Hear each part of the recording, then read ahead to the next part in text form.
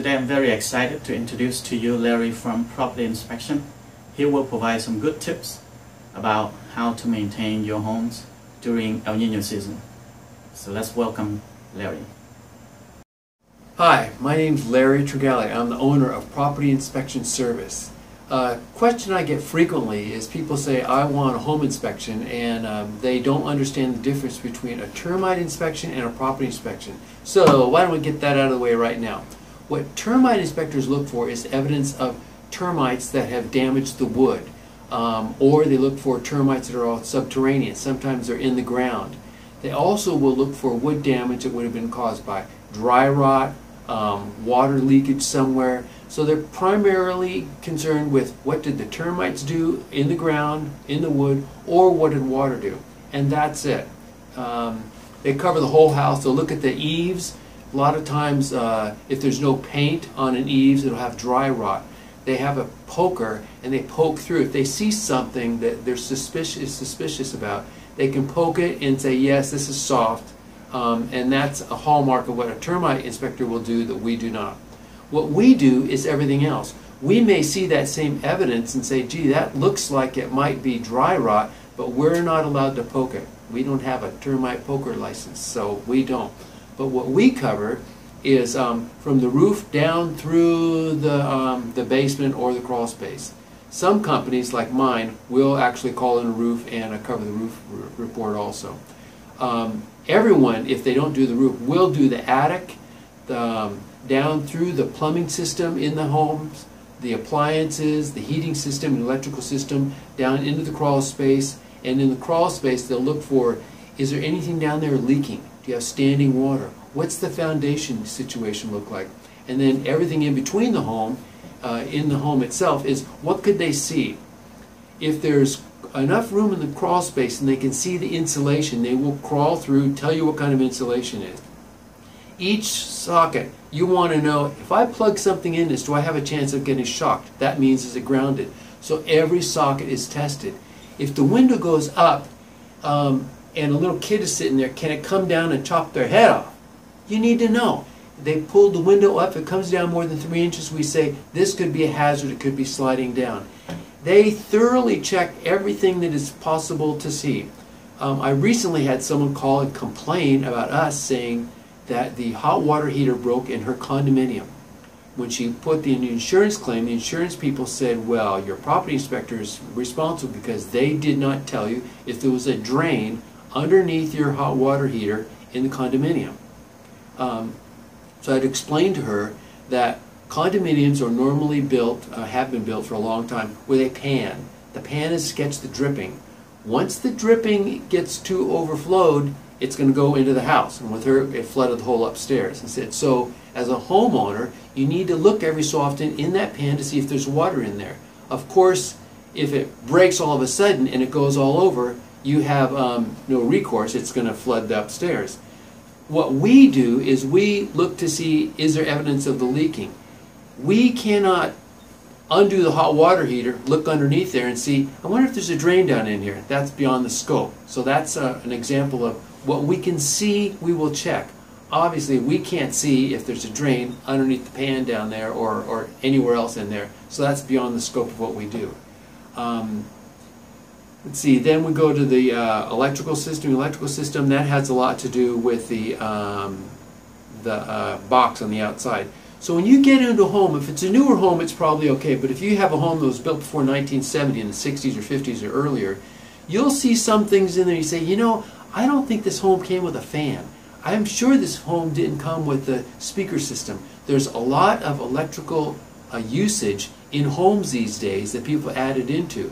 Sometimes they made preparation for that and put enough circuitry in the box to say, box, you need to handle this amount of wattage it's going to come through. If they did, fine. If they did not, it will overheat and cause a fire. So home inspectors, that's a big part of what we do, is look and tell them, there's too much electricity coming through this. Take care of this right away. We'll also look for anything in the heating system. The heating system is, well, obviously, if it's electric, you don't have anything to worry about. If it's gas heaters, the way a gas heater works is gas comes into something called the heating chamber. and that's where the gas and the flame ignite, and that little box, heating chamber, gets very, very hot. Cold air comes through the vents, comes in, surrounds this gas heated box, and gets real hot. And then once it's heated, it gets released and pushed out the other side.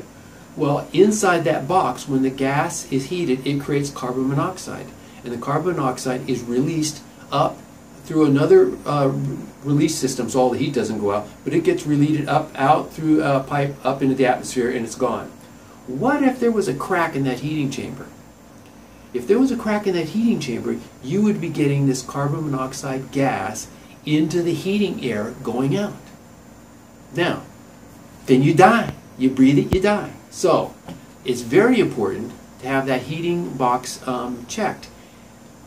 80% of the time it's something we can get to. Once in a while we cannot. The heater is constructed in a way it's impossible to get to. So in that case, you need to get PG&E to come out. They will come out for free and check to see, is there carbon monoxide getting out? They can't get to the heating box and see it either, but they can have a meter to check, is carbon monoxide being released?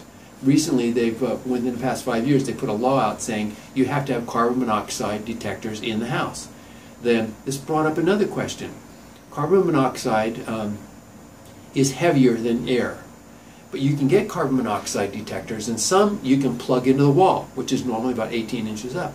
Others, they're in combination with the smoke detector, and they're always up on the ceiling. And people would say, which better? Downstairs or upstairs, on the wall or up. Well, since carbon monoxide is naturally heavier, you would suspect it's going to be low. Then you'd say, well, why can you have a carbon monoxide up on with the smoke detector? That's because if it gets heated, as in a fire, then the carbon monoxide would be higher and would go up.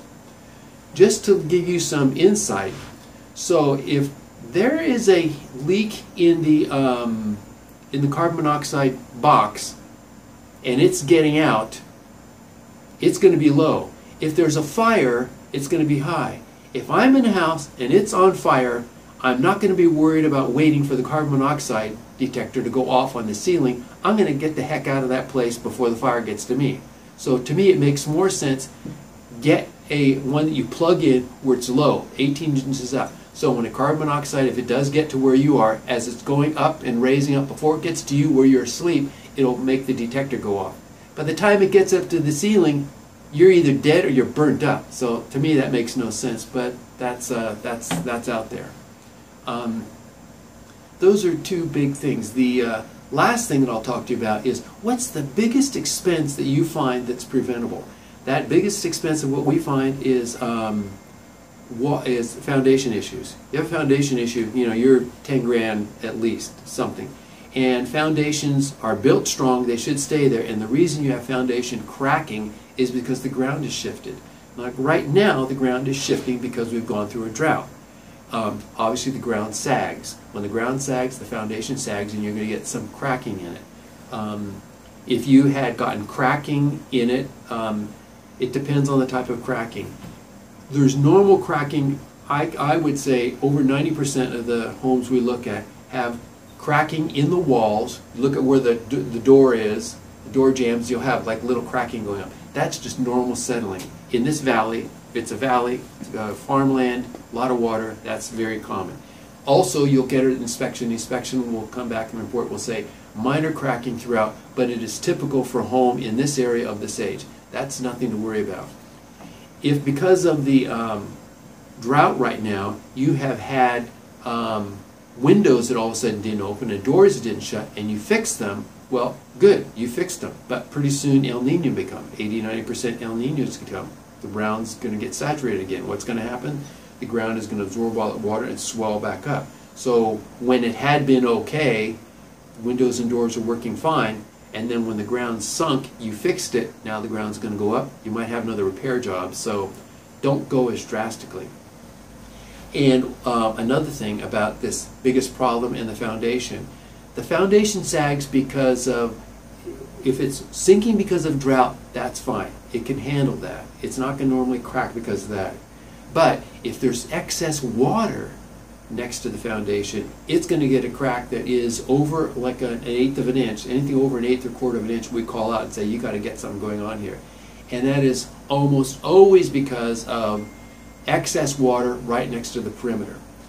So you avoid that by having, I mean, that's what the gutter system's for. In the old days, water just went on the roof, went down, fell down next to the house. Water goes from the gutter into the downspouts. If it only goes a few inches away, what good does that do? No good at all. It's still going to get to the foundation.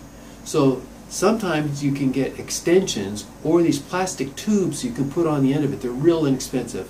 And then that will drain the water at least 4 or 5 feet away. Nowadays, gutter systems go from the gutter down the downspout into the ground, and it goes into the ground into the sewage system that you've got and goes out into the street, so it doesn't hang around the surface at all. So if you don't have that, which like 90% of the homes out nowadays don't have that, you need to look and see where is the water going. If you have sidewalks and they're slanted towards the house, you're in really sad shape. There's nothing you can do. I mean, jack up the sidewalk, that's pretty rough to do. But if you have just regular dirt, sometimes the dirt will slope in towards the house. What you need to do is get dirt, put it towards the house, pack it down tight, so when the rain hits the side of the house, comes down, it's going to flow away from the house. The last thing you want to do is have like a little planter box. Some people have little black brick planter box with some flowers in there. They're standing there with the hose, watering, and you think, well, not as much now because of the drought, but they would typically be watering little plants right next to the house. You don't want to do that. You could have shrubs next to the house, like oleanders and some things that don't take a lot of water, just normal rainwater, that's fine. But you don't want to put something there where you're adding additional water next to the foundation. There, that takes care of keep water away from the foundation, and that should prevent the biggest, most expensive problem we find. So now El Nino's coming. What should you do for that? Well, I just told you, get your house ready for it. What about those gutters? How important are those? Vary. If you have metal gutters, the reason you want to keep them cleaned out is they will rust. If you have dirt build up in there, get a couple inches of dirt, half an inch of dirt. When it gets wet, it'll turn into a rust-creating environment. It stays moist, it'll rust out. It's very expensive replacing all those gutters. A whole lot easier just every so often get a hose and shoot the water out. Another thing you'd want to do is look at the roof. Been a long time since we've had any roof things, but you can kind of tell. Just go back and look at the roof. You see somewhere where the shingle is missing.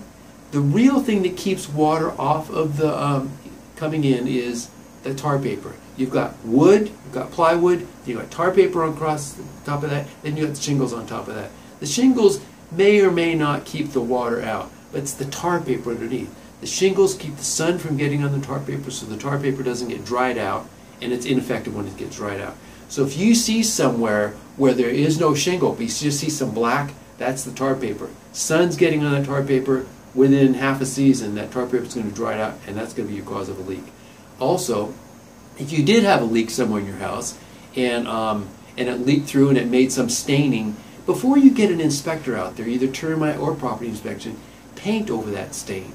Get the stain gone. It's long gone, it's gone. Because my guys see it and say, evidence at some point there was leakage here, then they're going to have to go and investigate to see is it still leaking or not.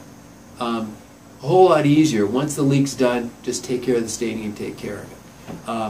Just like a little side note, I once had sold a house, I'm an agent too, and something to check for that I'd never checked for is when the people moved in, and luckily they had said, we hate this blue carpeting upstairs, we're going to get rid of it. When they moved in, they called me and said, look at the master bedroom. The people had placed the blue carpeting all around the furniture and the bed. It was pieces. So now when we went up there, where the furniture was gone, there was no carpet. So from then on, I managed offices too. I told my agents, always look, just in case someone does that trick again. You go into the bedroom, lift up the skirt or something, make sure there's carpet underneath there in case you don't get caught with that trick. I think that's it. Good luck. If you have any questions, call me.